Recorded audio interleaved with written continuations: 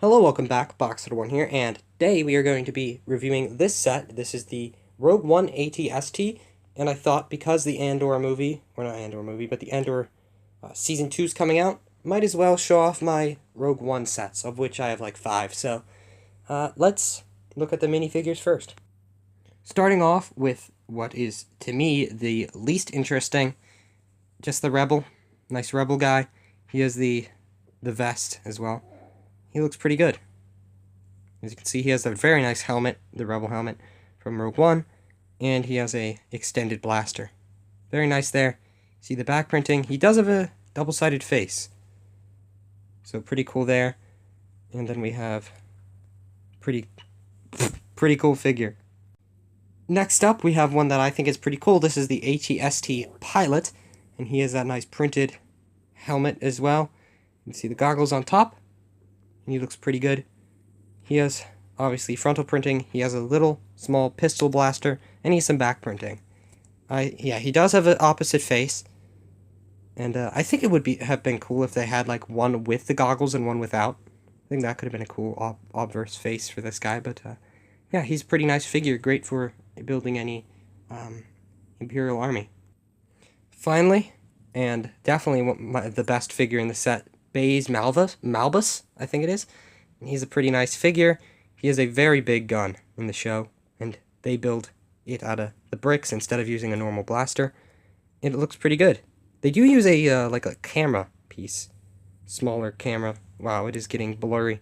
Let's try and fix that. But yeah, he has a chain going across with the black. It's hard to see because of all the black, but you can kind of tell what's going on there. And then he has the red backpack. You can tell he has very nice printing. He has a double face print. And then he also has back printing, which I will show quickly. And there you go. Some nice back printing there. And this is what the actual pack looks like. Pretty cool. And moving on from the minifigures, we have the actual build. And this is a pretty tall build. Definitely one of the tallest ones from this year.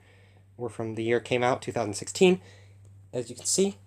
Let's start with the bottom and go up, because there's a lot to see. Not much down here, but more at the top. As you can see, there's some, I think it's stickered pieces on either foot. And the feet and legs are just mirrored, so I'm only going to show the one. Quickly going up, you can see there's a lot of cool Technic stuff that they do, like ball joints with these ball things. And then there's a lot of interesting building techniques, like knot techniques for the sides, using more Technic stuff. And here, we actually have the hinges, which can move the legs, as you can see. Pretty cool. I keep it kind of like this, because that's where I find it to be the most stable, although it just fell over. I'm going to put it on this, because despite being an all-terrain vehicle, it's very bad at being on rough terrain.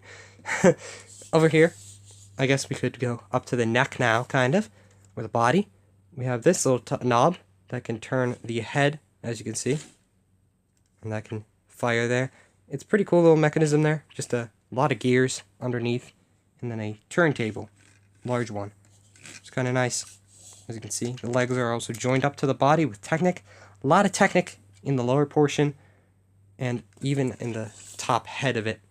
But moving up to the head, I think this is the most interesting part, probably. Oh yeah, there's some... I think those are actually, yeah, those are stickered pieces back there. And, yeah, the head has two sides, obviously. They're basically mirrored besides the weapon they have. This one has a large blaster on it with some shield as well. And very cool dish piece there.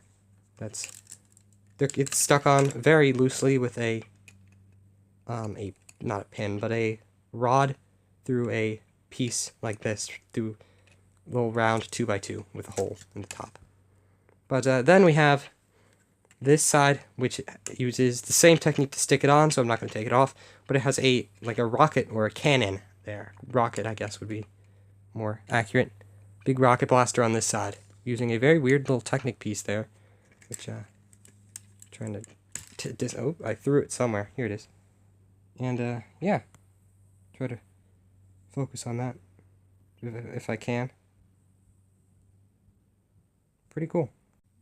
Moving on to the front, we have, as you can see, very nice looking front. This is a little off, but See where the driver can look through. See the big cannons on the front. Not as big as those, but some nice cannons on the front. You see spring-load shooters, which, if you go around to the back, you can see these, which you just push them in, and they fire. So, that's kind of cool. More stickered pieces. I don't think there's many printed pieces at all in this set. Some stickered pieces. More Technic, as I said, very Technic heavy. And onto the top, which can open this way, which would be just so you can access it. And then how it opens in the show. See the hatch. Pretty nice there. And as you can see on the top, there is another stickered piece. Now, if you actually go inside, which we can do, there is the interior, which uses, again, a lot of Technic to fit on those sides as well as the top. You can see there is one seat. Is that printed? I can't tell. I think that's also a stickered control panel there. You can actually see the green parts. There would be the officer or the pilot's view.